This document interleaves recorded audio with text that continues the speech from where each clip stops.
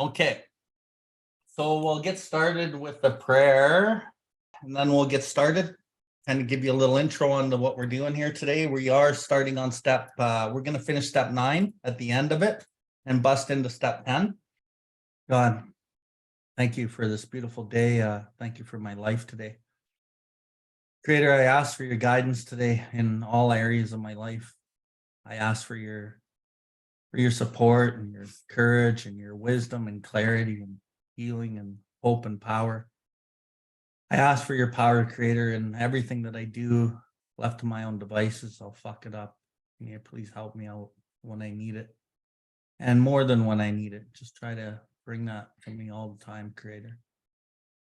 Creator, I ask for prayers for, our Indigenous brothers and sisters who are still sick and suffering out there, and our other nations and races that are also sick and suffering.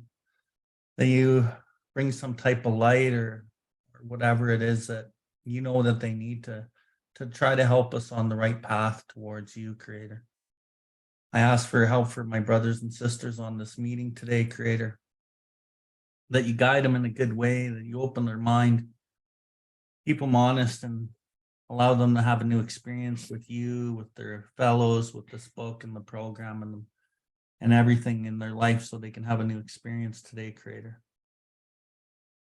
Ask for special prayers for my daughters. They're always going through something.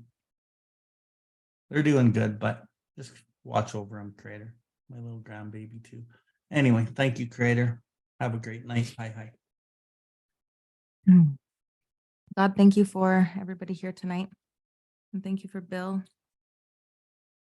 And thank you for the program, the 12 steps.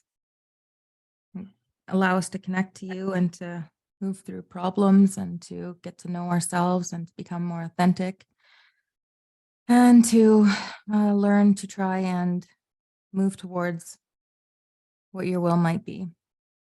I know what my will usually isn't, and I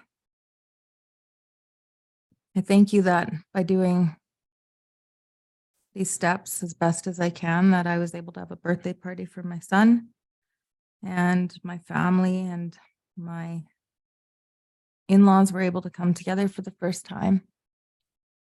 And that is a direct result of this program. And thank you for my kids and for what this program gives them just as a result of my participation. Thank you for the community that we have for each other, that we're there when we need each other, and that there is somebody always there to support me when I need it, and that I've learned to ask for help, and that I haven't been disappointed in that. And that you continue to unfold my life in a way that is exciting, more so than it's scary now. And thank you for watching over our city and be with my parents as well. Amen. Okay. So we finished off last week right before the step 9 promises, and that's where we're going to start again today. So just kind of like quick recap of like a few things as we get to these step 9 promises. A lot of times in the program you hear them as the promises, the AA promises. They're not the AA promises. They're one component of many promises. If you ask me, the step 10 promises are even more beautiful. But remember when we were way back in We Agnostics on step 2 and on page 52, if you guys want to flip there quickly, I just want to tie something together here. So way back on page 52, middle of the page, it talks about the bedevilments, and then, we call them step 0 promises. So there's a lot of promises in the book, and some promises are, finding jails, institutions, and ultimately death if we don't do this work. And that's a pretty fucking good promise if we don't do this work, right? Where does it take us when we haven't done this work? Without this design for living, where does it take us? It takes us to a bad place. Luckily, we have the program and we've gone through step 1 at that point. We're able to understand our true predicament. We're able to understand that the spiritual malady drives this obsession that I will pick up against my own will. And if I don't seek out a spiritual solution in this power greater than myself, I'll probably perish within this illness. But I do have hope. And if I do seek this power with the desperation of a drowning man, I can fucking live a good life. And like the reality of this, it's a life better than I could even have imagined. So I'm just going to kind of recap these step 9 promises as a barometer, or these step 0 promises, sorry, as a barometer to our recovery. Okay. So we had to ask ourselves, middle of the page 52, why shouldn't we apply to our human problems? These are the human problems that we all suffer from. Okay. The same readiness to change our point of view. 1, we were having trouble with personal relationships. Check. 2, we couldn't control our emotional natures. Check. 3, we were prey to misery and depression. Check. We couldn't make a living. We had a feeling of uselessness. Check. 6, we were full of fear. Check. 7, we were unhappy and we couldn't seem to be of real help to other people. So if we live in that stuff, we will pick up, because those are the results of living in self. But then it goes on to say, was not a basic solution to these problems more important than fucking anything? Yeah, it was. And when we saw others solve their problems by a simple reliance upon the spirit of the universe, we had to stop doubting the power of God. Our ideas did not work, but the God idea does. And it really does work. But it's not just the idea, right? It's not just the concept of God that works. You might get a little bit of relief from some prayers and whatever, talking to somebody, but there's practical application in this book, and primarily in step 10, which we're going to get to tonight. But what I wanted to highlight here was, here's your barometer of your recovery. If you can go through these and go, okay, I'm not living there, I'm not living there, I'm not living there. And if you're working a solid program, you won't be living in most of these.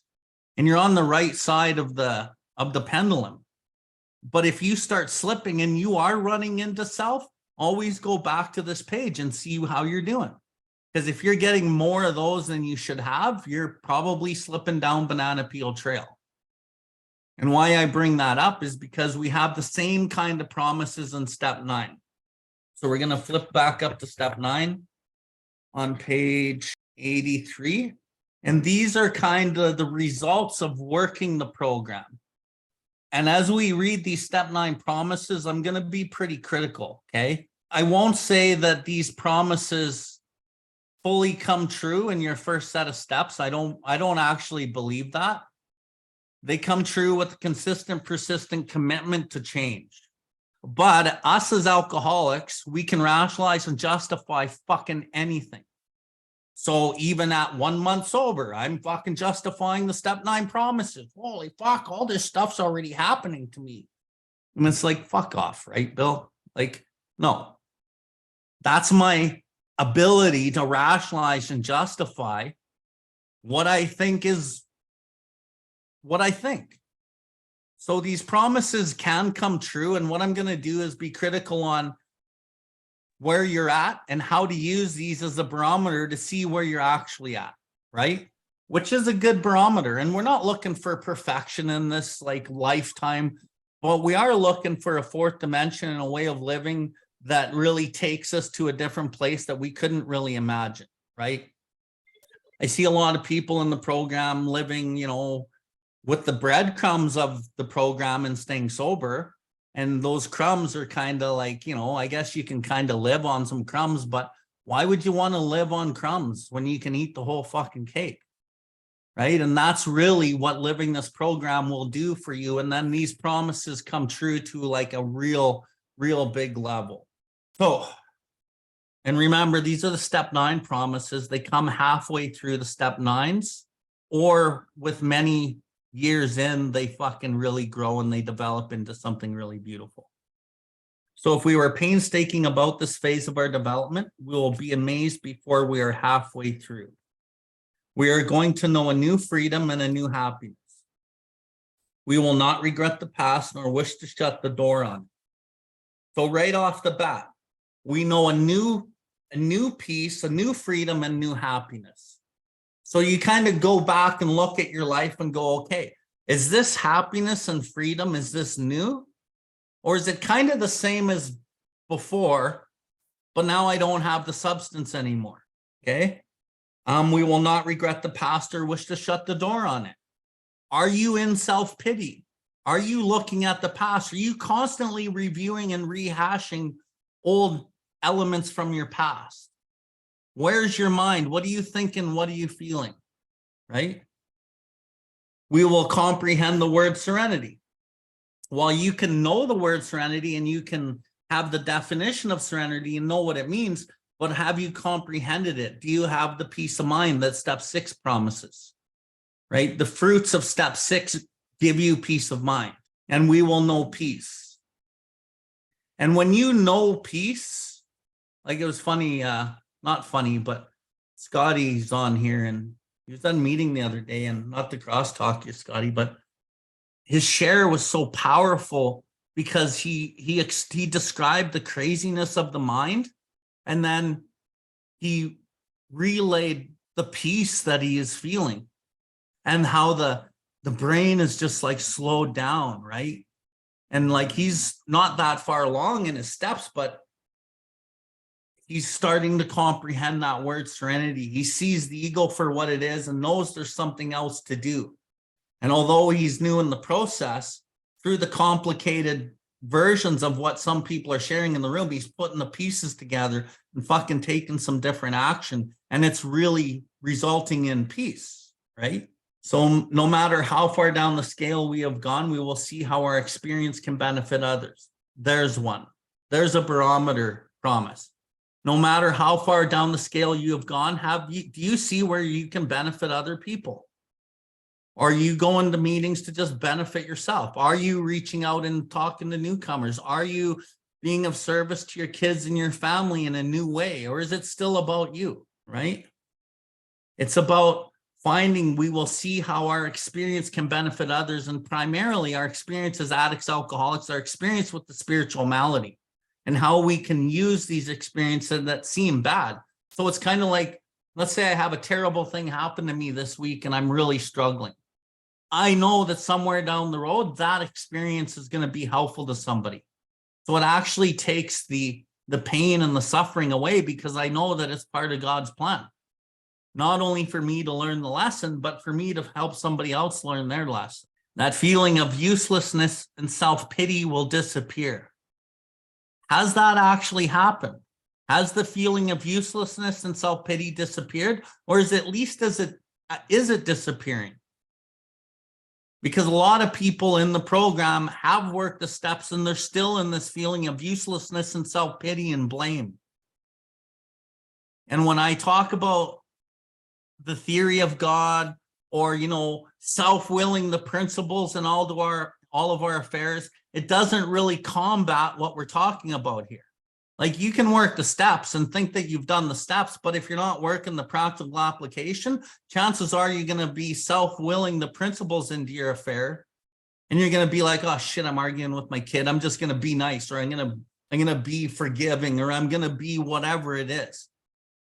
But you're self-willing a principle that's still based in self, so you're still running the show, which is why you don't really feel much better when it's all said and done. And then you don't know how to navigate those situations properly, and you still feel confused. Why? Because you haven't found the truth of yourself, and you're not setting the boundary out of that God-centeredness within yourself. When you find that, you can set these boundaries out of true God-centeredness, and you can leave those results up to God. You can jump in anytime. Oh, okay.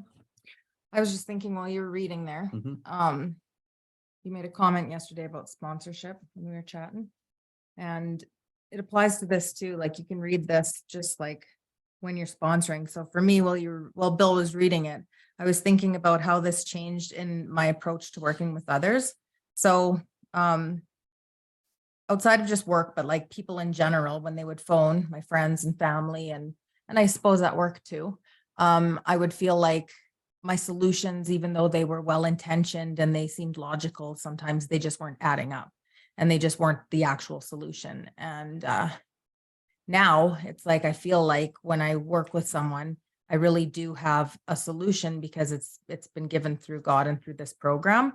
And I don't have to rely on myself, which is less effort in a way, to just have the book to rely on and have God doing what God does through people. And so, Bill yesterday had made a comment about just like how sponsorship is where he's learned a lot of the lessons that, like, the practical application parts come alive in a different way in sponsorship. And so if you read this, like, sponsorship, so I started this thought at, we will know a new freedom and happiness. We will not regret the past nor wish to shut the door on it. And so for me, like Bill just said it a little bit, where I was convinced that now it could be useful. My experience could be useful, but I wasn't convinced just because I read it and it was like, okay, it's through working with other people. And profoundly, a moment when I did a step 5, I've spoken about this in a previous episode, but I did this step 5 at a treatment center with a woman who brought something out of me that I had forgotten, that I was like, when I was suicidal, I had these thoughts of bringing my baby with me. And that was buried. And I don't know if that would have ever come up again, but there it was. And it was actually something that it was also profound to her and set her free in some ways.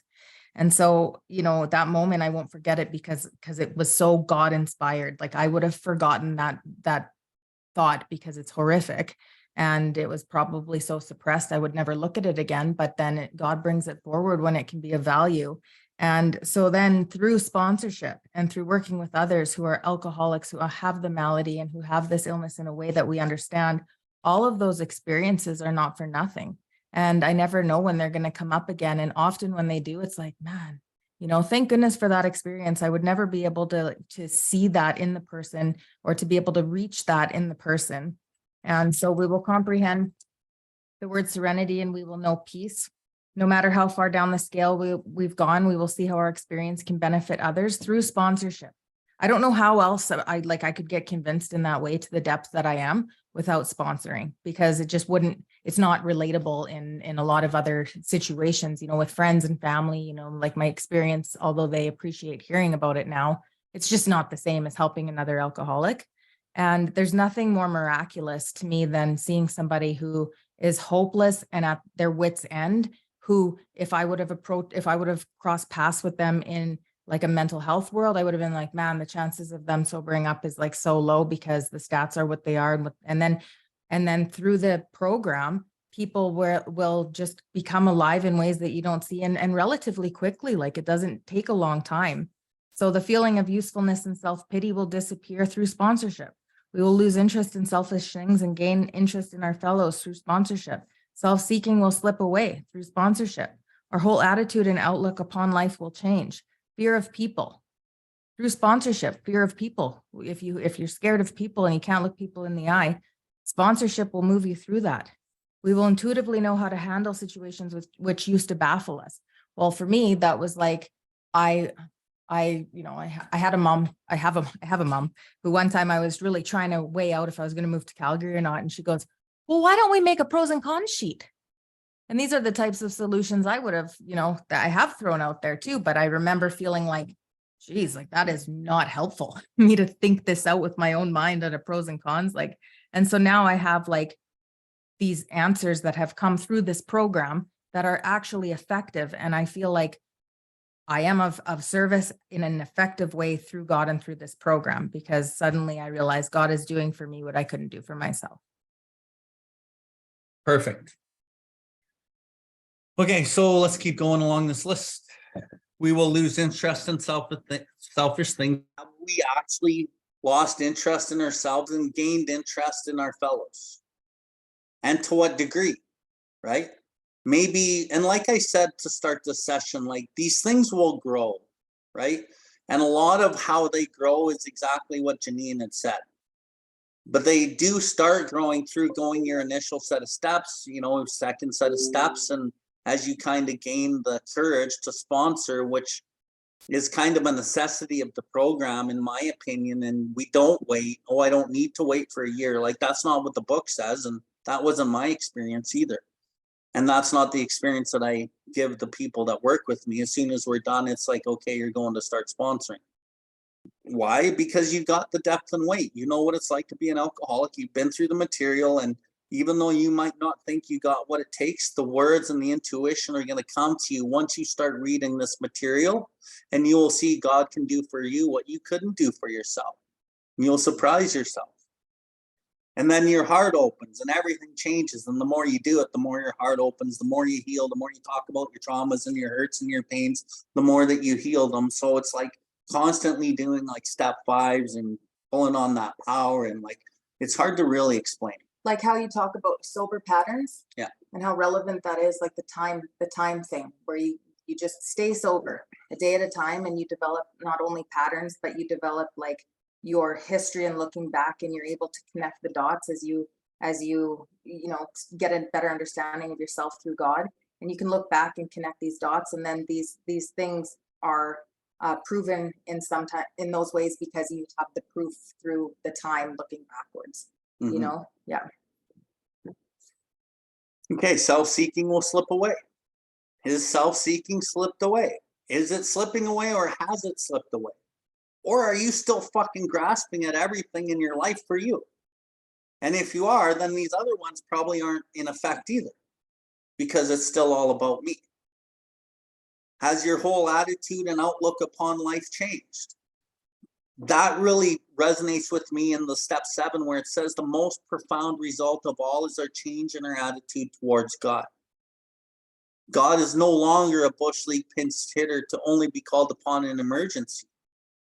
Refusing to place God first, I now deprive myself of his help, and I fucking know that. So I have this willingness to seek this power in the things that I do. And it might not always come at first when you're first working the program. And why I'm emphasizing all this is because we're getting to step 10 tonight, where it's gonna fucking happen. Step 10 is the keys to the kingdom, to the relationship, to clearing the channel, removal of defects, finding this most profound result of all, to more prayer meditation that has so much more power, and then ultimately service. Fear of people and economic insecurity will leave us. That's true. Looking people in the eye. And it doesn't mean that you're going to have lots of money, so you're not going to have to worry about money. Like for me today, like I make a fraction of what I used to make in my life, a fraction of what I made, right? But I don't have economic insecurity today. And I'm not piling up a whole shitload of money in my fucking RRSPs or nothing like that. And I don't even know why I'm not worried about anything. It's kind of scary to not be worried, because everyone else is worried about theirs. And then I'm like, well, why aren't you worried about yours? And I don't know. And I don't really care, right? But we'll see how it goes. But I think the removal of economic insecurity is kind of ties into like that line in the We Agnostics on the very last page, where it says, he humbly offered himself to his maker, then he knew. He knew he was going to be okay, man. By walking this path with God, a lot of these things just kind of work themselves out, and God fucking writes my paycheck. And like I hear in the meeting, oh, God doesn't pay my bills. Fucking right, he does. He does pay my bills. Like literally, I'm not even fucking kidding you. And I know it sounds corny, but it's true, man. And anyone that actually knows me, they'd probably say, yep, they pay his bills somehow. I don't know what the fucking guy even does for work half the time, but he's fucking always been able to be okay. And it's true. And I really believe that if you sincerely take the position, you know, God being my new employer, being all powerful, he necessarily provides what I need if I stay close to him and perform his work well. I work for God. He pays me with what I need if I perform his work well and I stay close to him. We will intuitively know how to handle situations which used to baffle us. Yeah. And that comes over time again. And we'll talk about more of that in the step 10. Yeah. Like finding this power that's in us where we don't use the mind like we used to use it. The mind's always trying to figure shit out. We don't need to figure shit out most of the time. We need to get quiet and listen. We need to feel the feelings. We need to get in tune with the anxiety in our body and talk to it and ask it, what are you trying to show me or teach me? Or the fear or whatever it is.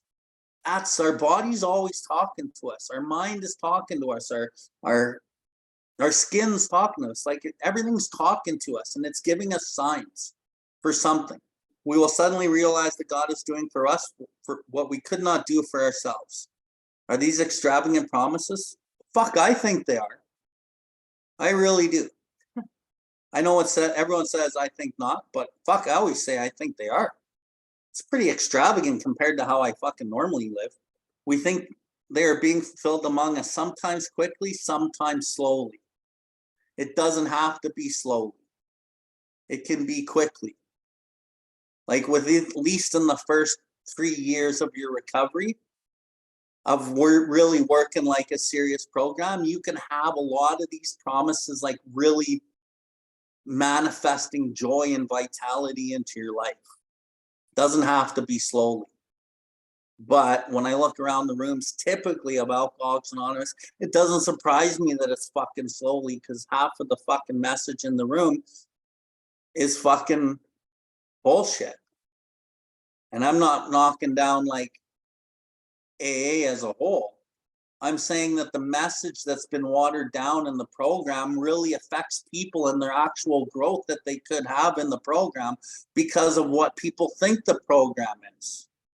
And that the book's not the centerpiece. Like if the big book isn't on display at the meeting, like what the fuck are we talking about, right? We're talking about our opinions and our theories and how our fucking cat pissed on our blanket this morning and whatever, right?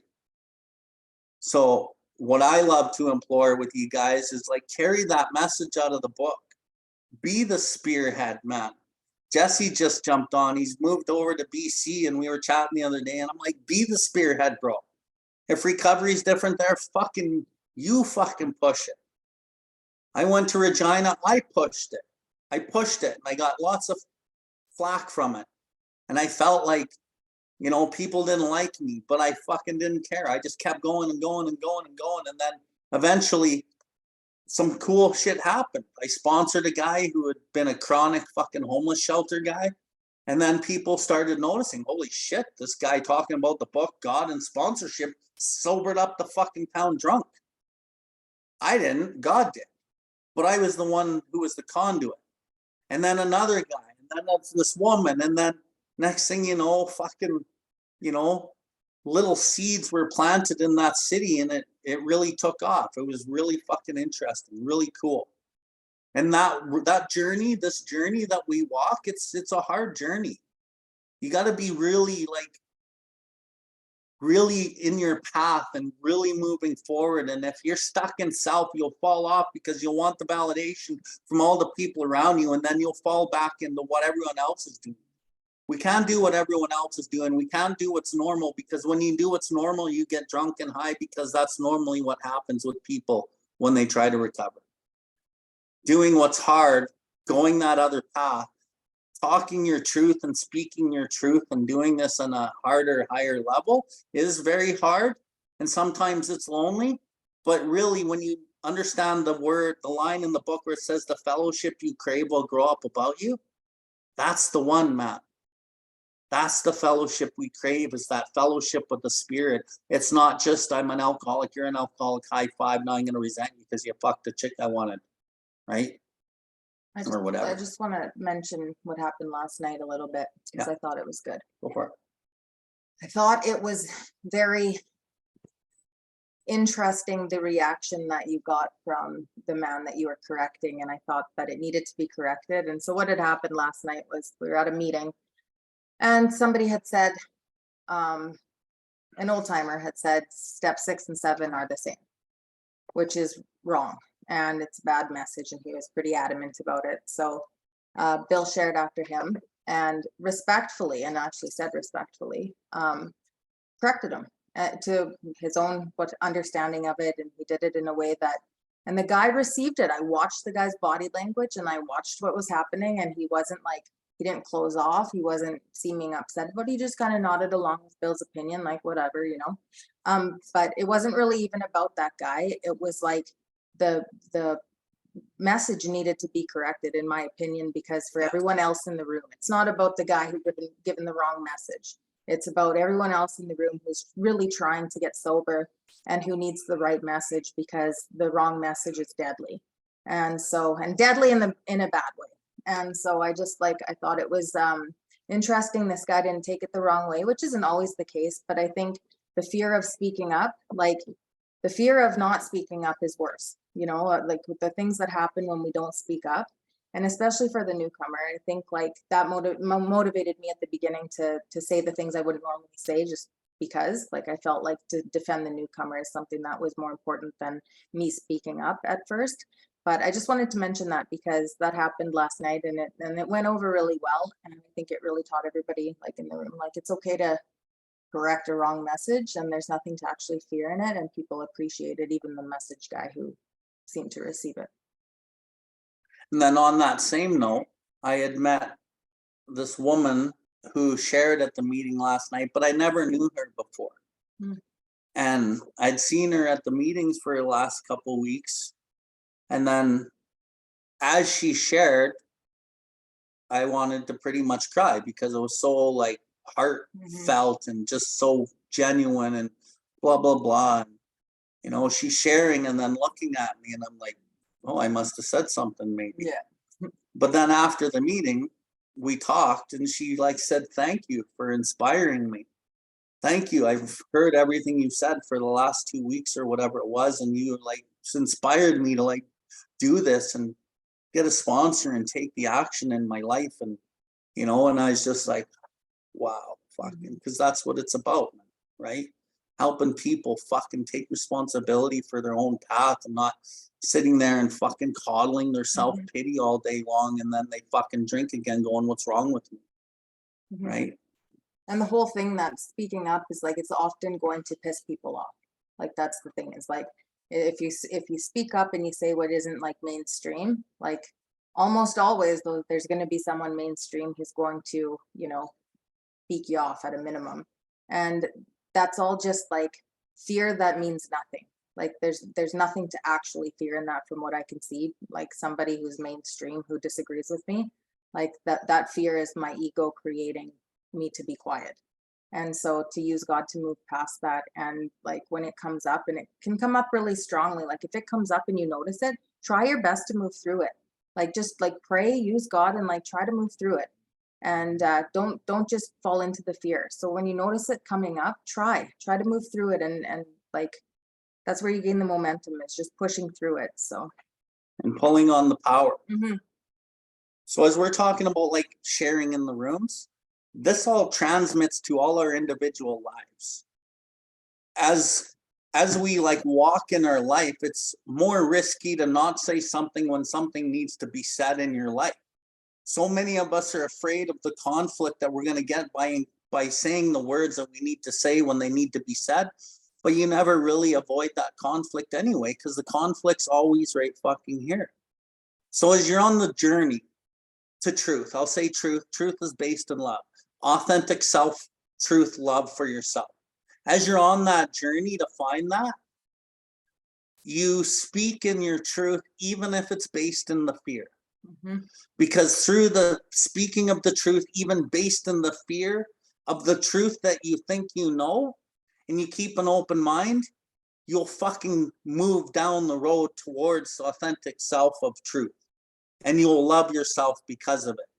Although down the road, you might even humiliate yourself or hurt yourself with what you said because maybe it's not the truth. But that's not the point. The point is that you move. And you can learn through learning what not to do, because learning what not to do is kind of pushing you in the direction of learning what to do. That's why I say in step 6 that you're not making mistakes anymore. We don't make mistakes. We make decisions that we grow and we learn from, and we have a desire to seek and do God's will, which is the highest level of humility that we're seeking. But we have to go through sometimes the humiliation and sometimes the pain. But at least if the goal is that desire to seek and do God's will and fucking find your authentic truth, and you pull on the power as you go. Go ahead. So there was an episode early on, like when we first started this book study, that I'd said something that, I don't know, it came up not too long ago, and you're like, yeah, well, remember when you said that? And I was like, oh yeah, yeah. And then you're like, yeah, that was wrong. And I was like, yeah, that was wrong, because I have grown and changed since then. And I can see like, oh, I see how I was short-sighted there because I hadn't had enough experience, or like things have changed my mind since then. And yeah, like it's not the end of the world that I said something that now I've grown past, and I look back and I don't agree. So it's an example of like, if I was just to sit here and not say what's on my mind, I think it's the truth when I'm talking, and it's the truth to the best that I understand right now. Maybe I'll change my mind down the road because I'll grow past it, or I'll see it in a different way. But I can't sit here not talking and being scared of that I might grow past myself and say, I got to just keep doing what I'm doing and trust that, I'm going to keep growing. And if I've said something or done something that I wouldn't do down the road, that's a good thing, because it means that I've grown past that. Things that I would have even actions, like I referenced dating, like the treatment center relationship, I've grown past that, and I'm not embarrassed that happened. I understand why it did, but it's like, you want to be able to look back and say, I've grown past that. And speaking up is one of those things that you're never going to go wrong by speaking what you think is your truth in that moment. 10-4. They will always materialize if we work for them. And the work is many different components. It's all the components. So now we're going to bust into step 10.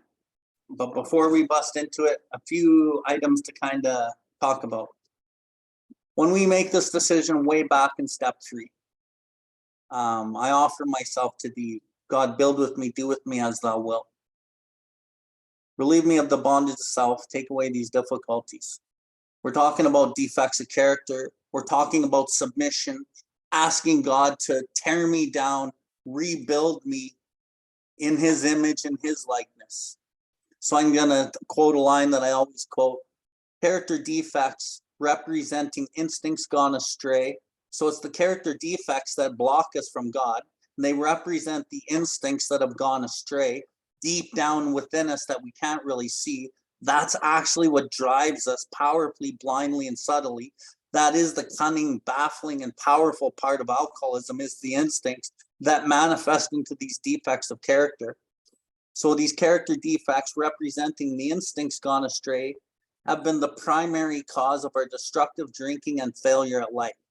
They are the number one cause for the destructive drinking, but more so for the failure at life. Because as we act out in these defects, we don't like it in our soul and our spirit. And we feel worse because of it. And then we fucking need to blot it out with the drink or the drug, right? That unless he is now willing to work hard at the elimination of the worst of these defects, both sobriety and peace of mind will still elude him. So if you don't work on these defects that we've talked about the whole study, sobriety eludes you and peace of mind eludes you. Okay, that's why the peace of mind starts coming when you're in step 6. That's one of the promises of step 6, which is actually worked in the 10. That all the faulty foundation of his life will have to be torn out and built upon a new bedrock. So build with me, do with me as thou wilt. The faulty foundation of my life is built in self.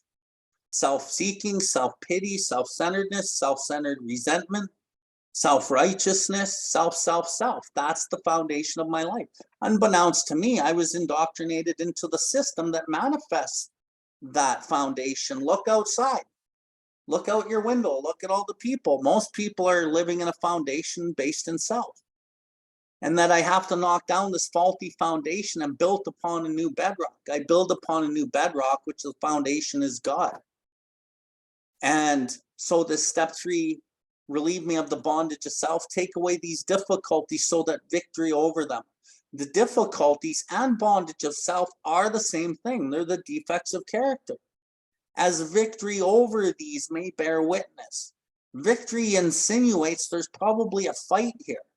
So I'm going to fight to use what I've always used, my old coping patterns and mechanisms and whatever, my ways I navigate life that are causing my failure.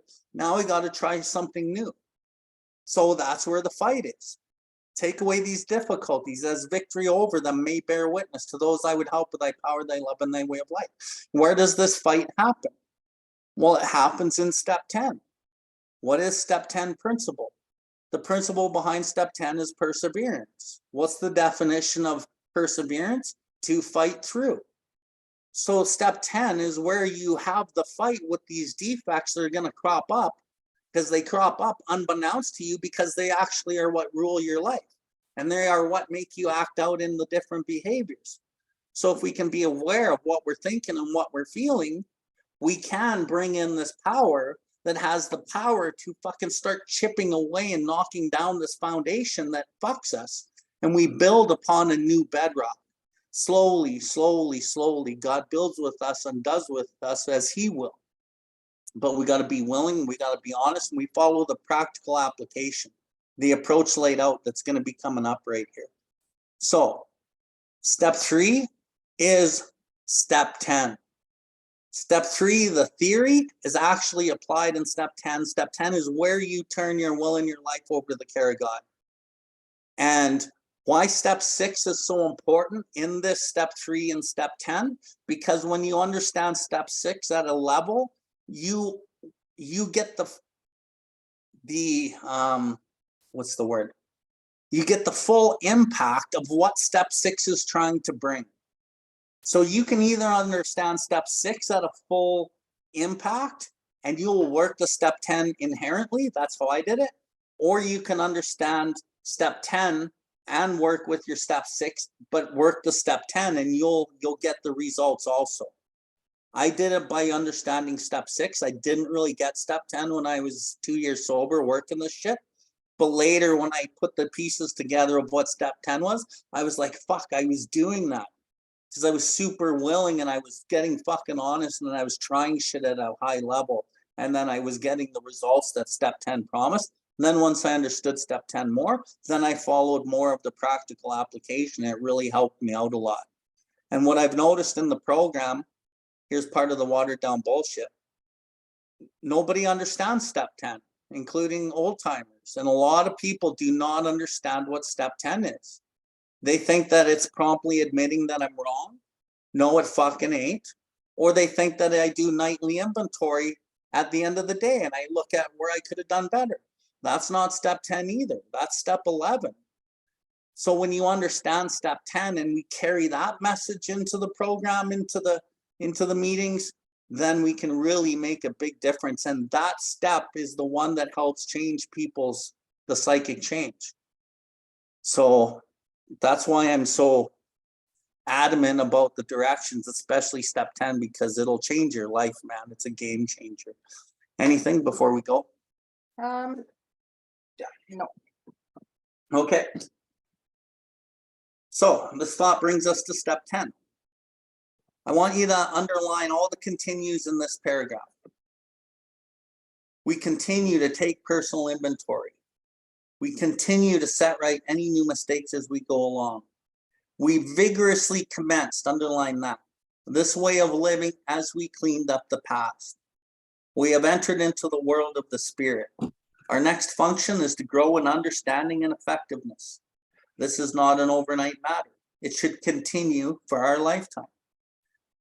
Continue to watch for selfishness, dishonesty, resentment, and fear. When these crop up, we ask God to remove them at once. We discuss them with somebody immediately, and we make amends quickly if we have harmed anyone. Then we resolutely turn our thoughts to someone we can help. Love and tolerance of others is our code. So there's 4 continues in that paragraph. And when you look up continue, it means fucking do it. Over and over and over and over, right? And then it says we vigorously commenced this way of living. So we vigorously commenced to live this way as we're cleaning up the last of our amends. You know, maybe you got 5 or 10 amends done And your sponsor is getting you right into step 10. That's what it's saying. As you're cleaning up the past with your amends, you vigorously commence this way of living. And then as you get to the little bit into the paragraph, this is not an overnight matter. Doesn't happen overnight, takes time. And it should continue for our lifetime. Meaning we do this for the rest of our lives. This process right here that we're going to describe. And if you have a pen and you don't have this marked up in your book, I'm going to give you the markups before I read it again. There'll be 5 of them. So you'll put a little baby number 1, 2, 3, 4, 5 in a certain spot in your book. And this will be really important. So before the word continue to watch, right before continue, you put a little baby number 1. Watch for selfishness, dishonesty, resentment, and fear. When these crop up, you can put the baby number 2 after up. Before we ask God to remove them. After them, before we discuss, put a baby number 3. Discuss them with somebody immediately. And after and before make amends quickly if we have harmed anyone. After anyone, before then, put a baby number 5. Then we resolutely turn our thoughts to someone we can help. Also, on top of numbering that, underline it or highlight it and make sure that it sticks out. Because that little piece is the piece that'll change your life. Does anyone need me to say that? Okay, perfect. Okay, so this is what we do. This is your practical application of the steps in your program, in your life. You're going to be thinking, you're going to be aware of what you're thinking and what you're feeling. You got to be aware, because without awareness of your thoughts, you don't have anything to go with. And as soon as you're aware, now top priority is a willingness. So now willingness takes top priority as soon as you're aware, okay? And this is where step 6 comes in. Any person capable of enough willingness and honesty to try repeatedly step 6 on all his faults without reservation has indeed come a long way spiritually. So as you look at this step 10, we continue to watch for selfishness, dishonesty, resentment, and fear. Boom, that's the first step. I'm aware. What am I thinking? What am I feeling? Okay. When these crop up, not if, when, because they will crop up, especially when you're learning this process, because your old patterns and habits and coping mechanisms are always going to try to come up and try to create your failure again. So we got to be aware. And then when they crop up, boom, now we're willing. I fucking see it. Now what am I going to do? I'm going to ask God to remove it right now. Boom, on the spot. Okay. And then what does it say? Then it says we discuss them with somebody fucking immediately. It doesn't say we wait for a week till I'm meeting my sponsor, or 2 weeks, or 3 days. It says immediately. And especially for you newer people who are scared to reach out, like me and Janine and other people who have like practice, who used to be scared to reach out because of our pride. No, I don't want to bother him, he's busy. No, man. That's why you have God-centered 12-step pillars that you can call, because you might not be able to get a hold of your sponsor or the other person, but eventually you'll find somebody. But don't call somebody who's on step 4, who's on step 6, who's fucking new to the program, because they're going to give you the same answers as what you've been living with. You need somebody who's God-centered, 12-step, and who's working these steps in this program, so they can give you a totally different perspective on what your situation is. Like, for example, if I'm new and I call a buddy, down the road who's on step 4, and I ask him, fuck, this is what's happening. I found this money on the ground and I'm fucking broke. He'd be like, dude, no one's around, just keep it. I'd be like, fuck, sounds good, man. That's not what we're looking for. We don't want to be working with people who are going to cater to our already defective relations with ourselves and with others. Now I call like my sponsor and he says, dude, where's the nearest store? Go take that wallet into the store and give it to them. And, you know, maybe put an anonymous post on Facebook and say, you know, you found this wallet by the store and you know what's in it. And then they can describe what was in the wallet. You can give it back. And if no one takes it within like 2 months or whatever, bro, maybe you can give it away to somebody or you can keep it, right? At least I'm getting some tangible evidence on like a real solution that has spiritual value in it. Okay. So we discussed it with somebody immediately, whatever it is. And then it says, we make amends quickly if we have harmed anyone. The chances are, if you're following this process, if you're in resentment, selfishness, dishonesty, or fear, you follow the process. If you harmed anyone, you're probably not going to harm anyone because you're going to already have taken preventative steps to the harm. And then at the end, it says, we resolutely turn our thoughts to someone we can help. The word resolutely is really important. I want you to circle it or underline it or something, and then I want you to look it up. I'll tell you what it means. It means in an admirably purposeful, determined, and unwavering manner. You pray for somebody else. You turn your thoughts to somebody else. And what does that look like? It looks like, don't pray for them for 5 seconds or 10 seconds. Pray for somebody else, whoever the resentment is against, or you have a whole list in your head of people who need prayers. You pray for them for at least a fucking minute. Go for a minute, because that prayer hits your subconscious so deep that it changes you on the inside. So as we look at that whole process again, you start out with the problem of selfish self-centeredness. Now you're ending off with the problem of others, or the solution of others, I should say, not problem. But that little piece right there, in anything that you're doing in your day and in your life, will change your fucking life. If you're willing to, if you're aware and you're willing and you're fucking honest. And the honesty part comes in when you're making the call, right? Because you can rationalize and justify the most errant bullshit to suit your actions or your inaction. But when you call somebody God-centered 12-step, they're going to see this from a totally different perspective.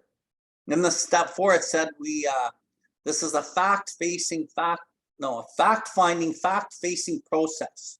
I'm going to look at the facts and I'm going to face the facts of this given situation with an effort to discover the truth about stock in trade.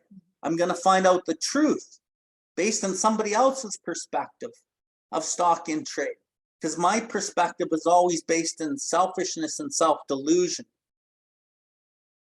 And one effort is to find damaged and unsaleable goods and discard them promptly without regret. So then my person that I call helps me find this damaged and unsaleable good and discard it promptly without regret. And it's kind of like working a step 4, where you're working in the resentment. You look for your part, you're finding out what it hurts. You're looking at your part only. You're looking at the fear. You're looking at your conduct, your relationship conduct. And that other person on the phone is able to help you navigate all those columns that are way back in the step 4, but it's right now on the fly. And then as you discuss it with him, you're doing a step 5. And then as he gives you guidance and you maybe feel and see the guidance, fuck, I gotta change this and I gotta do something different. Now you're willing to try something different and go to God and ask God for the removal to help you with that. And then he says, okay, now go make the amend because you were the asshole. And like, I'm not willing. Fuck, why would I do that? And then, yeah, I see the truth and now I'm willing. And then I go make the amend. And then what? It goes pretty good. And then I drive away in my car from that situation, and what happens? I don't carry it with me. I'm clear. I can wait for the next version of self to creep up so I can do that whole process again, and then I do it again, and then what happens? I leave that situation and I left it behind me. What does all this leaving it behind me do? Keeps me fucking present. Keeps me connected. There's one who has all knowledge and power. That one is God. You must find him now. It's only right now that God exists. And you can't be carrying shit over and living with the best of intention and just thinking that it doesn't matter, because it all matters. And then if you practice this enough, you'll just be like, whoa, fuck. Like, here's a good example. I sit with my old lady when we first got together, and we'd be sitting there and she's like, what are you thinking? And I'm like, nothing. She's like, come on. I'm like, no, my brain's blank. She's like, she didn't believe me. And like, honestly, my brain was blank. It just didn't have any thoughts in it. And, you know, maybe to some people who are used to always fucking working in their mind and always have something to say or to think about or to criticize or whatever, maybe that seems like totally weird, which does, because I used to be like that. But now it's kind of weird to just sit there and have nothing happen in my brain. And then I'm like, fuck, maybe I'm a boring boyfriend. Because I don't want to. I don't want to. So anyway, go ahead. Yeah, I was just gonna say, like you mentioned, the fact finding and fact facing, and that is how you grow in effectiveness and understanding. So that's the goal. It's like you want to continue to be looking at the facts and facing them, because that is how we're growing in effectiveness and understanding. We need to understand ourselves. We need to understand, why are we getting this stuff coming up? Where is it coming from? What is the root of the issue? What do we need to do to resolve that to be more effective? And then I just wanted to add a little bit about like the step 10 process isn't just exclusive to you picking up the phone and making a phone call. A lot of the step 10s that I've been doing lately have been just in everyday interactions where I notice somebody starts to move in. I notice some of these things cropping up for the person, and then I will say something like, hey, sounds like do you want to do a quick step 10 on this? And then getting them to be looking at it in a step 10, I think is super helpful, because like sometimes people just don't know, and if you can pick it out and be supportive in that, and then you can, you know, be on a walk and you can do a step 10, or you can be out for coffee and see somebody kind of starting to spin out, and then use that as an opportunity to do a step 10 and, you know, do the exact same thing, the exact same process, and talk to somebody immediately. And what I've known, like for myself, like I've had the most recent one for me, I got defensive. So like, because it was not me making the phone call, but a friend, a pillar, saw me being resentful and that was coming up, and said, okay, like, you know, let's work this out. And I think like the love and tolerance is our code is put at the end of that paragraph. It's like, remember, love and, because that's what I have to do, is like, love and tolerance is the code. I need to work this out immediately. And like, because my defensiveness felt strong. And then, you know, just in looking at this, like, love and tolerance is the code. Like, that's what we're trying to do here. There's no need to be defensive, because if I am, like, I can't change anything there. Like the key to the freedom that I desire is through my own part, and to look at that part, and through my own fact facing process and discarding of those unsalvageable goods. That is how I continue to move towards the freedom that I want. So it's like, how free do you want to be? Well, I want to be as free as I can be. So I need to be willing to do that. So just knowing that you can definitely say, hey, do you want to step 10 around this? And, you know, sometimes there's defensiveness, but I think that if you ask like in a lighthearted way, it seems to go over good. And it's a really good opportunity right in lifetime to address some of those things for someone. So now just kind of like on the aspect of how do we self-will these principles into our affairs? Okay, someone does a set of steps, they don't have these numbers numbered, they don't have it highlighted, they don't understand step 10 on the practical application. They've read through the material and they've done their steps, and you know, a situation arises and they're living in fear. Let's say my daughter is, you know, annoying me and she's living in her own fears, and then I'm allowing fear and I have anxiety. And then I just go, okay, I'm supposed to be compassionate here. So I'm just start being compassionate, and I just start telling her, you know what, it's going to be okay. And you know what, don't worry about your ex-boyfriend and, you know, his bullshit. He really was an asshole. And, you know, and I just keep catering to her shit. So now I'm self-willing the principle of compassion into her life, into my life. And I don't really resolve anything within me, and I sure don't resolve anything within her as somebody who could be a ripple effect of something positive. I'm just manifesting, creating more self-pity and more blame and more everything. And then as I do that on a self-will basis, I actually start believing it because I'm teaching my subconscious that that's okay to roll like that. But so we don't want to self-will the principles into our affairs. Or I'm supposed to be honest here. And then we try to go, okay, now I'm honest. But I'm honest from a place of where I don't want conflict. And I'm not standing in my truth. So I never really get the benefit of like easing my mind from the conflict within because I never approached it in a authentic, truthful manner. I just thought I was doing us both a favor by avoiding the conflict because one of my defects is I don't like to have conflict with other people. Forgiveness is one I see all the time, that it's like, I'm going to forgive them. I'm going to turn the other cheek, you know, and things go good for a minute and then something happens. And then it's like all of the things come back because they were never addressed in the first place. They were just stuffed and kind of like, you know, do, and they're never gone. So if you're trying to forgive somebody, just like with your own mind, the chances of that actually being effective are so slim to none. Bryn, is your hand up? Hi. So when you're talking about that situation with your daughter, just for me personally, it's like, when do you you feel that fear coming up and you recognize it, but you don't want to feed into her fear? Like, how do you address your fear while still trying to address hers, or like, how does that go? Okay, here's how that goes. So when we look at selfishness, dishonesty, resentment, and fear, back in step 4, I have a process to deal with resentment. I have 4 columns, and if this resentment keeps bothering me, then I gotta fucking put pen to paper and I gotta write down the name, what they're doing to me, how it affects me, and what's my part in it. And we also have an inventory that deals with fear. We write down our fears. We ask why we had them. Wasn't it because we place self-reliance first and we're not relying on God? Then we ask God to remove the fear and ask him to direct our attention to what he would have us be.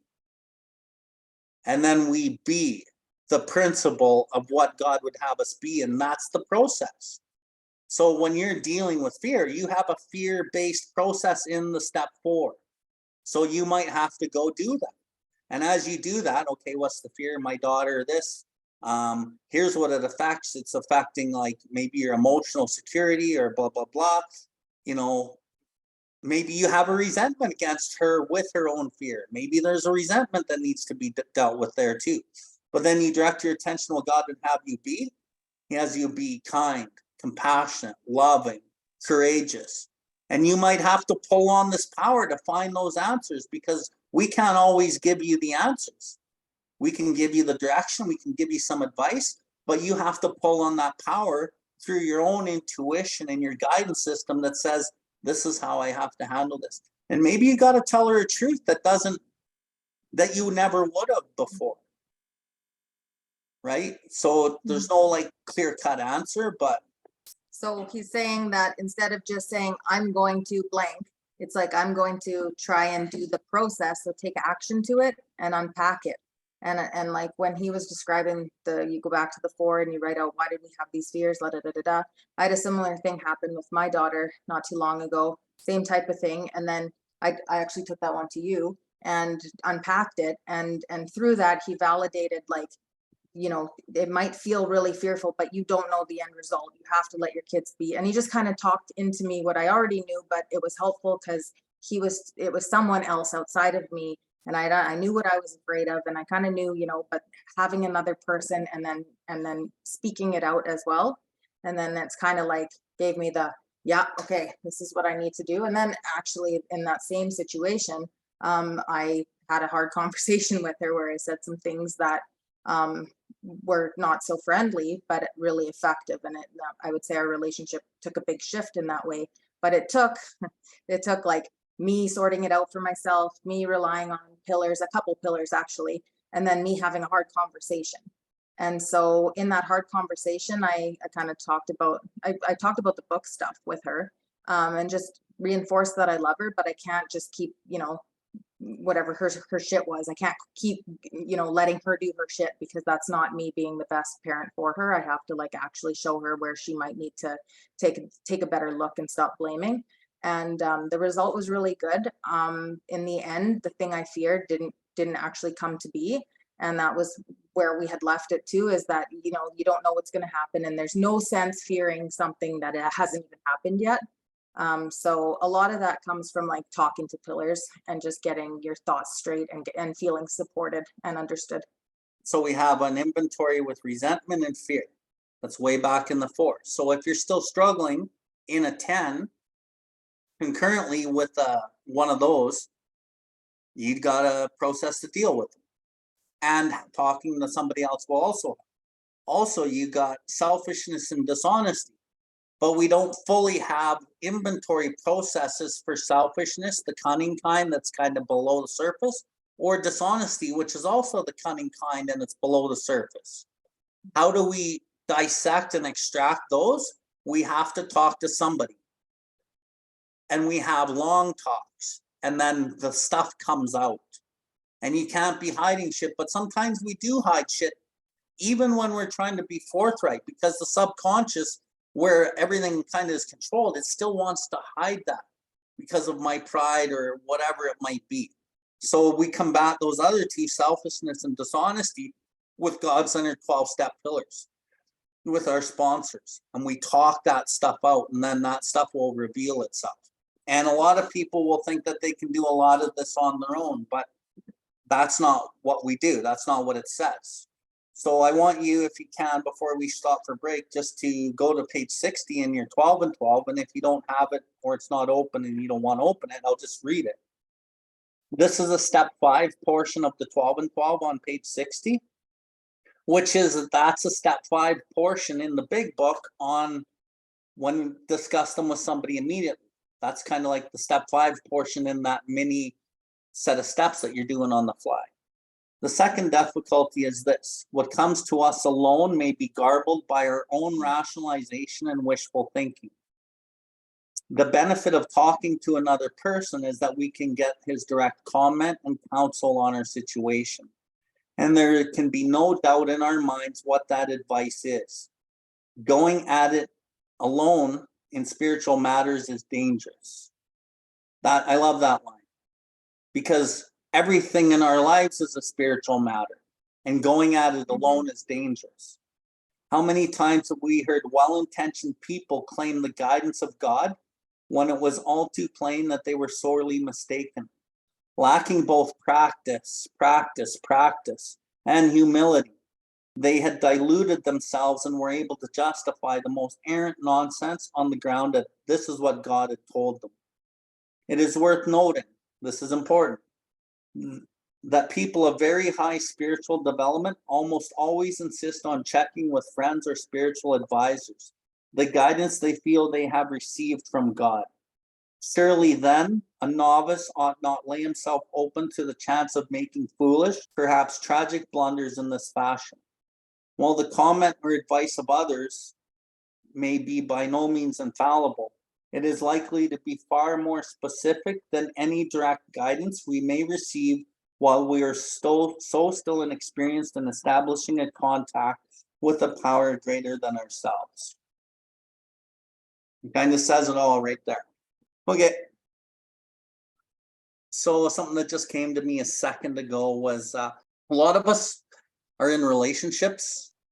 And as we follow this process in relationships, we got to be careful about always like speaking our truth in the relationship. So there's a balance to all this, right?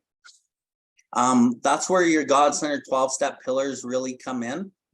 So as we encounter difficulties in our intimate relationships, some of the times we think that we should have this talk right now and get this dealt with right now. I don't think that's the right way to go. I think we attack these relationship problems on the flank with our sponsor, because our sponsor can help us see something a little different and give us an approach that may be more conducive to love and tolerance of the other, and standing in our own truth and finding that balance. In the same way that you would get advice about an amends, like the timing of an amends and how to go about that, where you're able to speak your part, but also respect the other person in the timing that you do that. 100%. And that's where I stole it from. I stole it from the STEP10. But I find, like, I was in a relationship where she would always want to like talk about it right now, and it was always my fault and all this shit. And I was just like, I need time and I need to talk to my sponsor. And then because I was in such a fear of losing the relationship, I had to talk. And then it fucking just got worse, and it never got better. It got better when we broke up. And it's been great ever since. Okay, so And that breaking up part was really fucking hard. I didn't want to do it, but I knew I had to do it. Why? Because my core of my being knew, but my ego wanted to stay attached. But I had to finally listen to the spirit that knew what was right. And my sponsor knew, and all my friends knew, but it was so fucking hard. But it was one of the greatest teachings of my recovery so far. And that was just a few years ago. And I'm still learning from that one. So as we get to the bottom of that 5-step process, and that is step 10, all the rest of the stuff that we're going to read, it's not the actual step 10. It's results that come from doing what we're talking about here. Okay. And then it says love and tolerance of others as our code. Through the practical application of that 5-part series right there, love and tolerance of others will become the code. And when you look at the word tolerance, tolerance has a foundation of love built into it. A lot of people, when you ask them about tolerance, they're like, they kind of have the idea that it means to tolerate. Well, if that's what it takes to start, so sometimes it's hate and tolerate before it's love and tolerance. But we kind of just keep doing this process, and slowly it chips away at that old foundation of self. And then we begin to actually start loving ourselves, and we begin to see these same flaws in other people who are also emotionally ill, spiritually sick, and frequently wrong, just like us.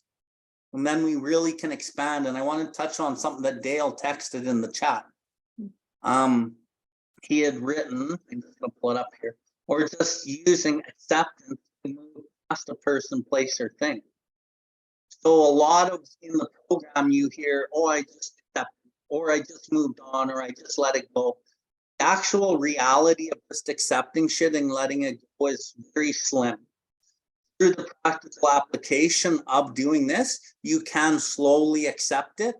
The mind always wants to accept it because other people are doing it, and it makes sense that I should accept it and let it go. But that's not how this actually works. It works when the fucking insides, the deep insides of you have let it go. And you will know the change in that because you will know the word serenity, and you will know peace, and you will have no discord for them anymore. And you'll know when you know, and you'll probably have let it go at that point. And it usually takes time, whatever it is, with whoever it is. And as you practice this more and more, you can let that shit go as it goes.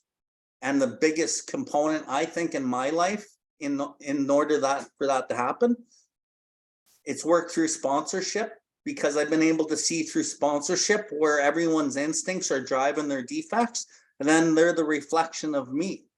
So I can see the exact same things in them as me. I'm looking at myself, I'm talking to myself, I'm listening to myself.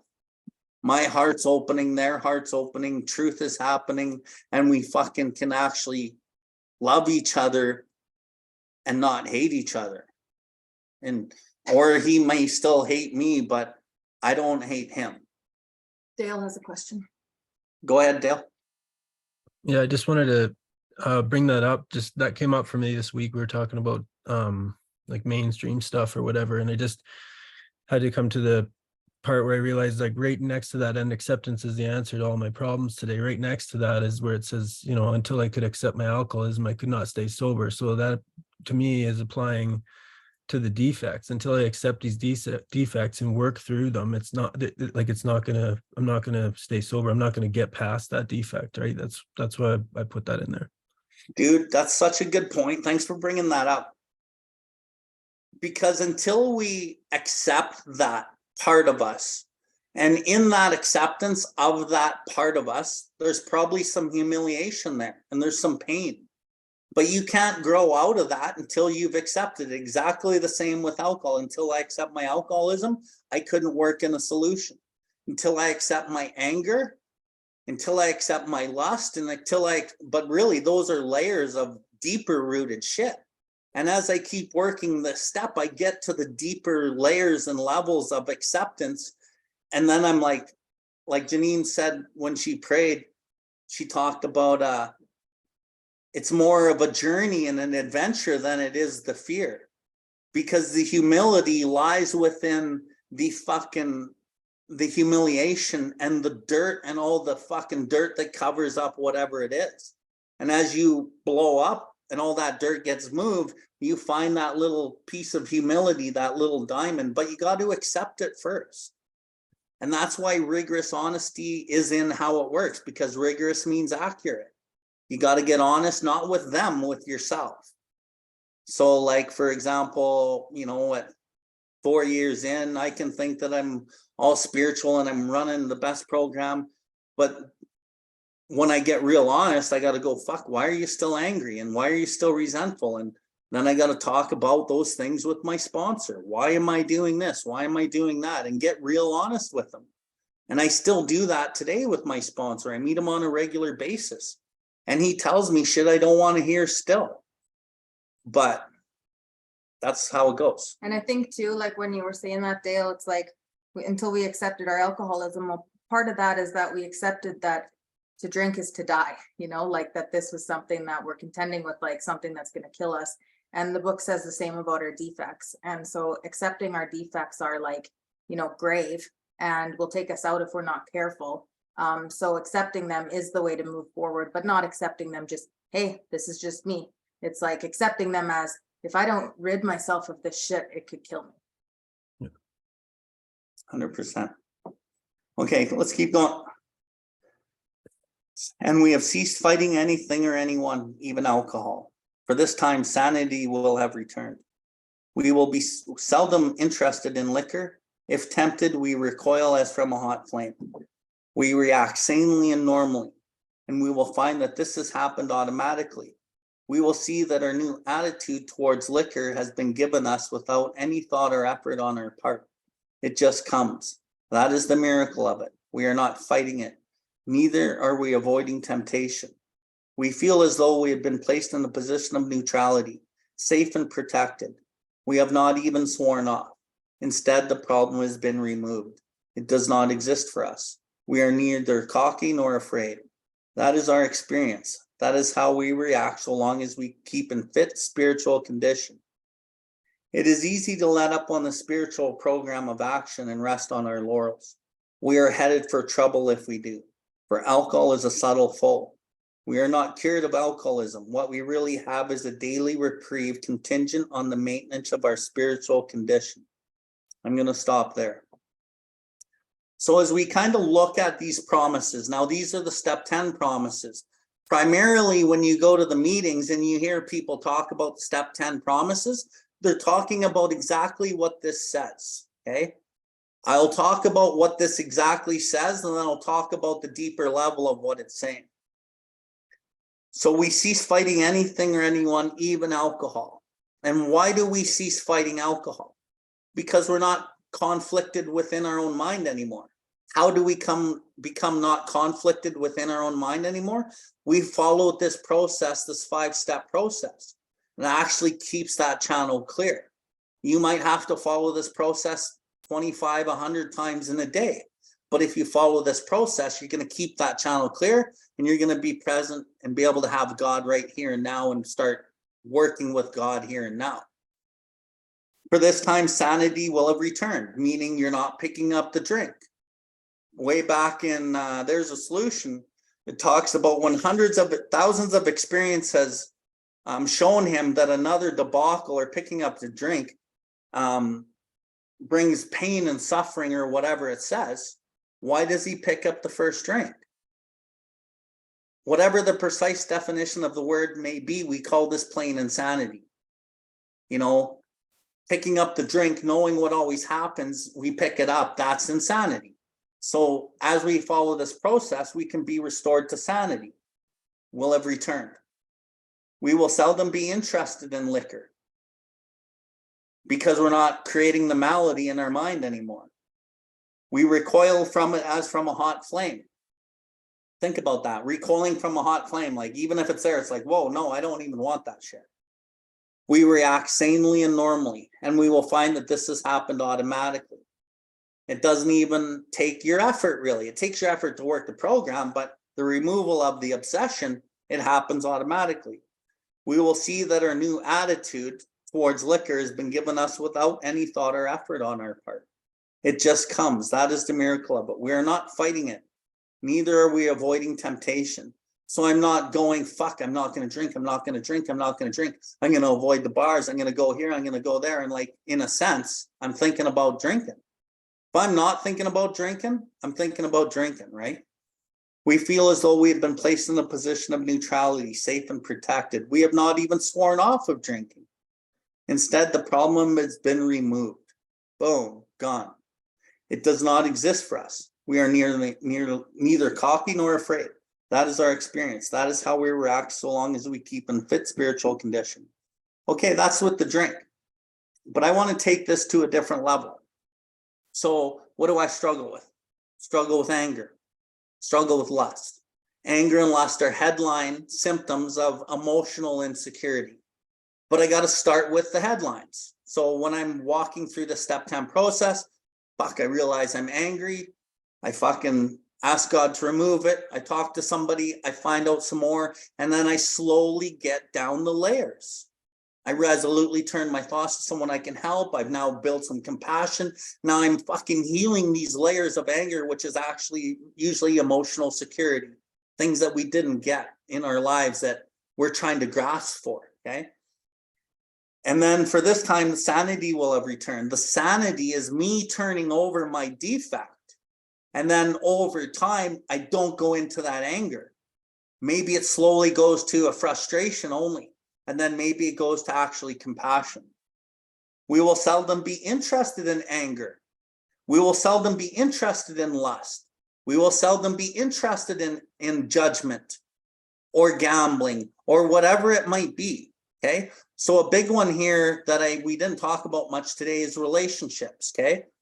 As I live in the restless, irritable discontent, which is the malady, which is self, I will often jump into a relationship, and relationships give me the sense of ease and comfort that comes at once. But as I practice this set of 5 steps, when I'm trying to like work on myself and I get kind of pulled towards another relationship, because that's always given me the ease and comfort, I now talk to somebody and they kind of talk me off that ledge, and I follow back into this process, and I'm seldom interested in the relationship because I see the pattern. That's the insanity. After fucking 35 relationships and I'm 35 years old and none of them worked out, for me to get in another one today, 3 months since my last one, that's fucking insanity. So I'm able to stop that. Okay. And I can be restored to sanity and not jump into that again, whatever the defect is. Okay. Because ultimately that's what we're working on. We will seldom be interested in our defect. If tempted, we recoil as from a hot flame. So the recoiling from a hot flame from the defect will come later as you work this 5-step process. Or pride, or like me needing to speak up and fucking tell you how it is. Like that might take self-restraint at first. Maybe if you're fucking, prone to, sex relations and getting relief out of sex relations, maybe you recoil as that from a hot flame after a while, but it's really fucking strong at first. So it takes a lot of work and it takes a lot of effort to fucking do this stuff. That's why I said you got to do what's fucking hard. Everyone else is going to keep doing that, but you can't, and you don't want to. But really, when you're doing this work and you see everyone else still kind of seemingly getting what they want, maybe Buddy's even getting it with no consequences. And like, where's his consequences? He's being a piece of shit. It doesn't matter. we do it, because they will never experience the benefit that we will. And this is a long game, and you don't even know what the benefit is, because the experience of God in this can't be intellectualized. It's an experience that you can only feel when you get down the road as you let it go. And the letting go, like I said, doesn't come just because you resisted a few chicks for a little while. It comes through a willingness to really care about other people and to care about yourself and follow this path for some time. Okay. And then you react sanely and normally. And we will find that this has happened automatically. So today, I don't rage out. I'm not lustful. I'm not saying that I don't have, thoughts of like, fuck, people pissing me off, or that I don't find women attractive or whatever. I'm not saying that.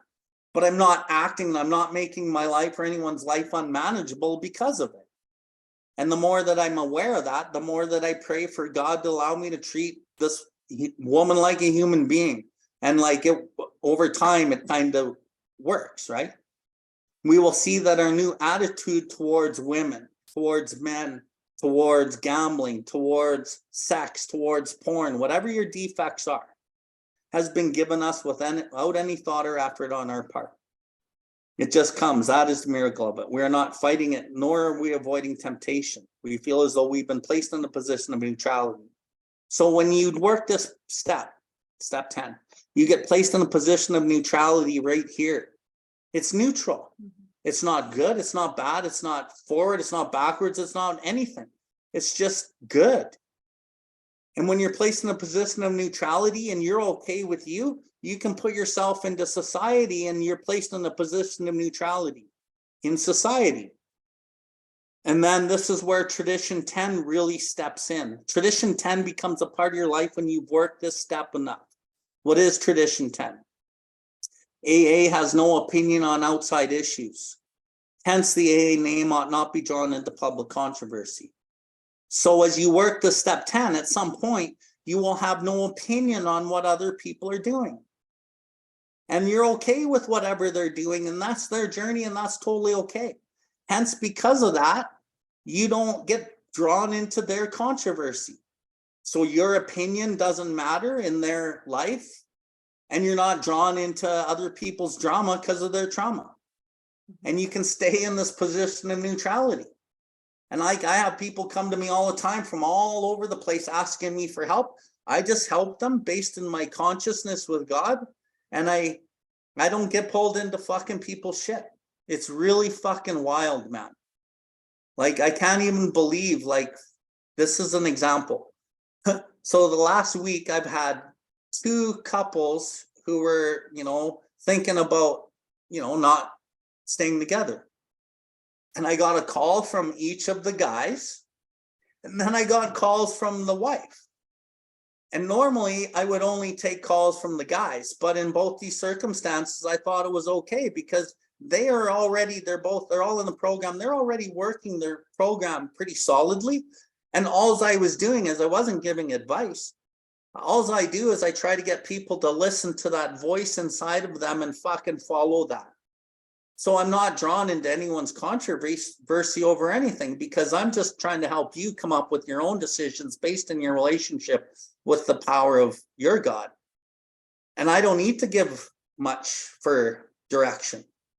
I might give my advice a little bit if they ask, but anything?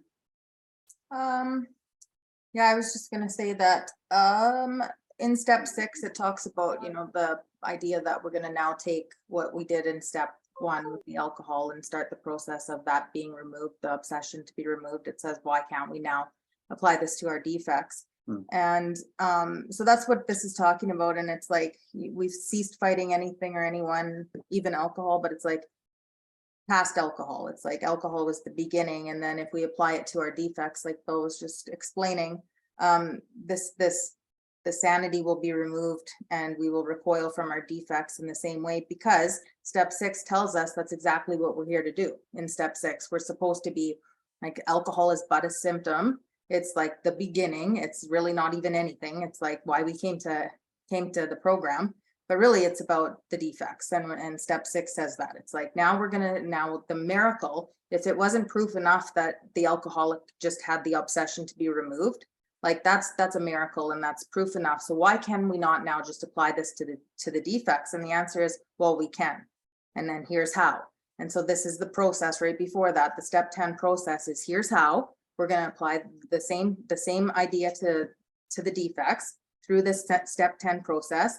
And we will cease fighting anything and everyone, because we've been working ourselves out in this process and healing. And it's like we lose interest in other things. And it's like, I've lost interest in the drama, but I will say like that there are things like the thing that just happened recently where something affected a friend of ours. And it's like, that's something that after some decision, it's worth taking a stand on and speaking up. So it's not like, well, I'm just like, everything is just because there are times when you do gotta, speak up, but you have that clarity over when you actually need to speak up. And I'm not running around just speaking up and dying on all these hills now. Now I have a kind of a very small threshold of what I need to stick up for in my opinion of other people's stuff. And it's when people have sought me out, or like I've, talked to a pillar about it, and it really is something that somebody needs some help with. And so it's not just, we don't care about anything anymore. It's like, we don't get worked up over the drama, but we also still, we hold to our truth. And sometimes that looks like, getting involved if it means that, it's going to be helpful in some way. Right. And so, which is far and few between now for me. And there was a time that I was going through something with a sponsee. It was the beginning of our working relationship. She was the first sponsee that I had. So I think she's only maybe a month behind me. And it was right out of the treatment center, and we were working together, and it was a odd combination, I'll say. And there was a lot of different societal views that were coming out in our relationship of just like the culture stuff and social norms and some things that, and like, it wasn't even really identified, but it was very, very strange. All of the societal drama around, us and them, and just different ways that society tries to split us apart and make us different. So that was kind of surfacing a bit. And it was, something that we both kind of went to Bill with, and he said, you're fighting because the fight's in here. So you're fighting out here. And it just clicked for both of us. It was like, well, holy shit, that is so true. Like, so true that all of the beliefs that we were like taking on as our own, we didn't even feel that way. It was like, we were listening to society tell us how we should think, and this was unfair and that wasn't right, and this and that. And then we were kind of coming at each other and not even really knowing, like, it was kind of this subconscious, like, weird thing that was happening. And he said that, and both of us were just like, holy shit. And we were kind of like almost freed from it in that moment, because we could see it. Like, it was like, we're fighting ourselves with all this stuff. And it's like, if we can navigate that, it's not about us at all. And so now today, it's like, we look back on that and laugh, but it was it was a big deal at the time, and it was very confusing. And I always think of this line now when I'm like having an issue with something outside of me. It's like, what is going on? And, step 10 will continue to talk about this with the spiritual axiom. But it's like, when I'm disturbed about something out here, the fight is in me, something that needs to be resolved within me. And when you know that, it's like, hey, you can be free like that if you want to. Yeah, fucking perfect. And whenever you're not free, you got to think about the belief. What belief is behind why I believe this should be a certain way? Because any resentment or fear or discontentment, it always is based in an ideal or a belief system that something outside of you is not living up to. So if you can go inside and go, what belief am I living in? Where did I get it? How did I get it? Where did it come from? And why do I even need it? And then dismantle that to the point where it doesn't even fucking really matter most of the time, right? So anyway, middle of the page, 85. Every day is a day where we must carry the vision of God's will into all of our activities. How do we do that? Step 10. The step 10, you will carry the vision of God's will into your activities. What happens when you do that step 10 is you take away your will, you identify your will, and you leave the results up to God. So it's like, it's not a matter of like trying to practice the principles in your affairs. You don't really need to. You just follow the process, you identify your will, and you follow the process, and then you leave it up to God. The problem is a lot of what activates this process is exterior, and what you're not going to get, or what you're trying to get, or what you're going to lose. And then you activate the process, and then you're not going to get what it is that you think you wanted. That's kind of what happens. But through not getting what you want, now you're practicing character building spiritual value principles. And you may feel like you got a raw deal or whatever, but what you're getting taught here is you're seeking humility as something to be desired. So you're learning through the pain, you're learning through not getting it, you're learning through the pain of fucking rejection or not getting what it is that you think you want. And when we talk about humility in this program, it's humiliation, humbled through pain, and a desire to seek and do God's will. You know you did what was right, but it doesn't feel right because you're not getting what you think you deserve. That doesn't matter. You bring the vision of God's will, which is here, into all of your activities. How can I best serve thee? Thy will, not mine, be done. These are thoughts of which must go with us constantly. We can exercise our willpower along this line all we wish. It is the proper use of the will. So it's saying we align our will with God's will, and it's the proper use of our will. We align our will. We align our personalities. So like in the program, everyone's like, oh, you can't be like this and you can't be like that. And oh, that's fucking all ego. Well, the program's about personalities in a sense, because it's the personalities that other people kind of get attracted to, right? And so I'll just use me. I'm a certain kind of personality. So I've tried to align how I am with God's will, but I still kind of stay with some of the traits that God gave me as a human. And now I use them as an asset, right? And like, I'm very serious and I'm very blunt and straightforward. I used to use that in a total negative in my life. And now I can use it as a positive, right? I often swear, and I'll make up words like alka-fucking-holic, and that's part of my personality, right? I use swear words as like mid-sentence and mid-word, and people like that, or they don't. But the thing that I've learned here is I ain't talking to everybody anyway. I'm only talking to the ones that are listening. And we are also doing that when we're carrying our message. You're not talking to everybody. Not everyone's going to listen, but you're talking to the one person or 10 people or 20 people that are going to listen. That's important. Much has already been said about receiving strength, inspiration, and direction from him who has all knowledge and power. What is that line saying? It says much has already been said in the first 85 pages plus the doctor's opinion of this book. It's already been said about how to receive strength, inspiration, and direction from God, who has all knowledge and power. And I love that. He's got the knowledge, because there's a intuitive knowing and knowledge within us, and God is within us. He's just covered up by all the bullshit, by the resentments and the fear and the discontentment and the rage, and it's covered up.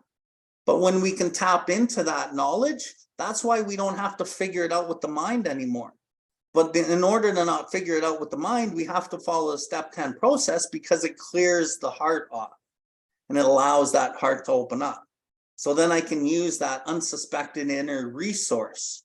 I got this version of the source that's outside of me, and I can start relying on the intuitive knowledge that I have. And when I can tap into that and let that guide me, it's never let me down. And that power. And then it says something really important. If we have carefully followed what?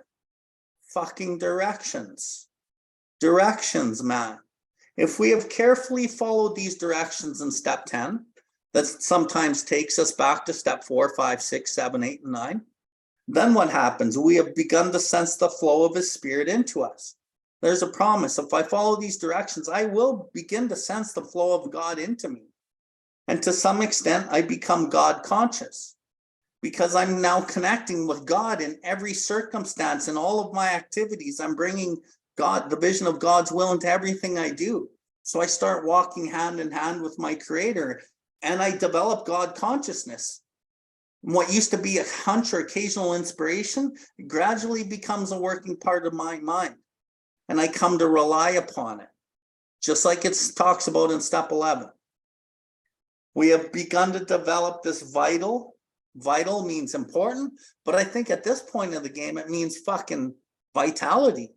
It means I've begun to develop this vital, this like life-giving sixth sense that allows me not to get exhausted and burn my life out by trying to figure out life, because I don't need to anymore.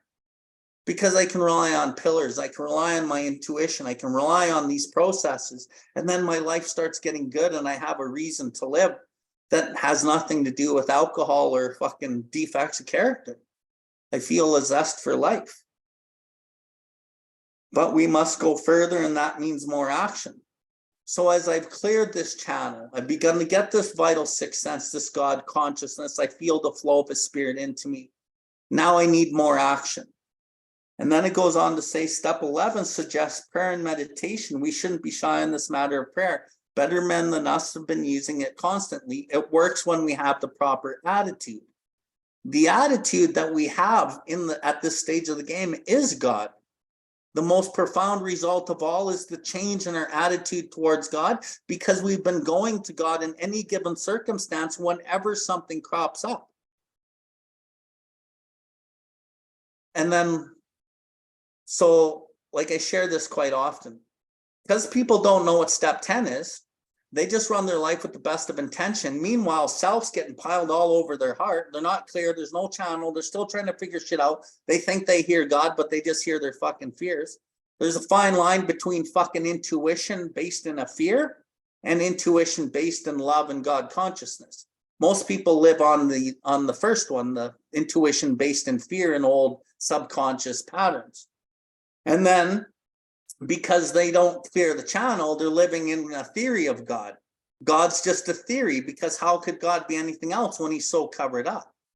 So then when they do prayer and meditation, they don't get the full value out of prayer and meditation, because they're not actually clear to hear what God is saying, or the connection that needs to be open there. So out of a scale of 1 to 10, they might be getting a 1 out of 10 or a half of a point out of 10 out of a step 11 maximum. And when you clear that channel, you can get the full 10 out of 10 on step 11 and more, because God is infinite, but you got to keep the channel clear. So I'll finish with this. When we talk about spirituality, we talk about spiritual. The rituals are the things that we do over and over and over. And step 10 is a ritual. And through the rituals that we do, including prayer and meditation and inventory and all the things, then we become spiritual. And when we fall off the beam like we do, we can still do the rituals. And through the hard times that pushes us closer to God, because sometimes we are going to rest on our laurels. And we know we're heading for trouble if we do, because we got barometers on the page 52, step 0 promises, and the step 9 promises. We got some barometers here. So we know that we've been resting on our laurels or becoming complacent. The definition of complacency means to be self-satisfied with one's life. No, we move forward past that, and we keep gaining in traction with more God. Anything else to finish this off? I will say that the thing that blocked my channel the most when I look back was the dishonesty. I was dishonest in so many areas, like my relationships. I couldn't really talk about them honestly, and what I was doing in my spare time, which was getting drunk every day. I couldn't talk about that honestly, but the resentments, I was not talking about those. I was people pleasing to the beyond, like I was people pleasing to the degree that I didn't even know that I was saying yes and no, and I was so confused. I didn't know myself. I thought I was authentic. I was pretty messed up. And so once I learned to practiced this stuff and I felt my channel getting clear, it felt like the overanalyzing was removed. That was like a huge plague for me.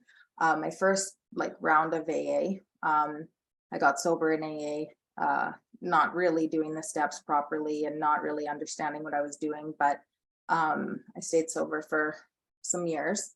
And people would always tell me like, you're over analyzing. That's going to take, you're too smart for AA.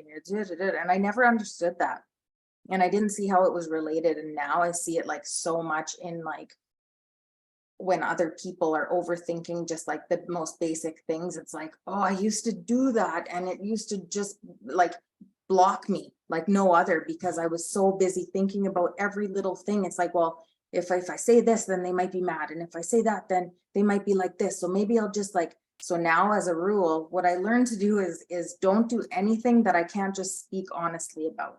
If there's any part of what I'm doing that I can't just say to my friend or my child or whatever, that this is what I'm doing, then I cannot be doing it, because that clogged me up more than anything that I can identify.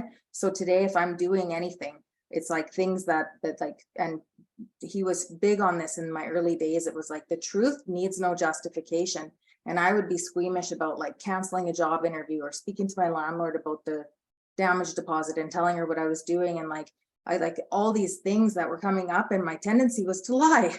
And I saw how dishonest I was and what a mess, what a web of confusion I was always making with things that did not have to be confusing. And Bill would say like, the truth doesn't need to be justified. So if you're doing something that is true for you and like based in like your authentic self through God in this moment, and like, and it's not shady and it's not, and I know when those things are like, if I'm doing something that I cannot just say this is what I'm doing, I will not be doing it.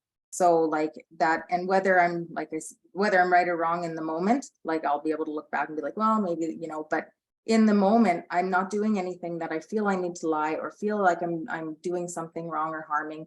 And that has produced the most results for feeling like there's a clear channel. And yeah, so I guess I would just add that self-deception piece and the over analyzing, like that is so unnecessary. Because if you're just thinking about like people pleasing, and you're scared to speak up because this, and you want to say this so that you don't hurt this, and all of that is just so much head noise. So when he was talking about, you know, you cease fighting anything and anyone, you'll know serenity. Well, you cannot know serenity while you're overanalyzing, and overanalyzing is 100% based in fear and self-reliance. And yeah, that's what I would add, because that is something that I've seen change the most for me. And I see how messed up I was as a result, and there was no connecting to God when I was trying to figure God out, you know? Okay.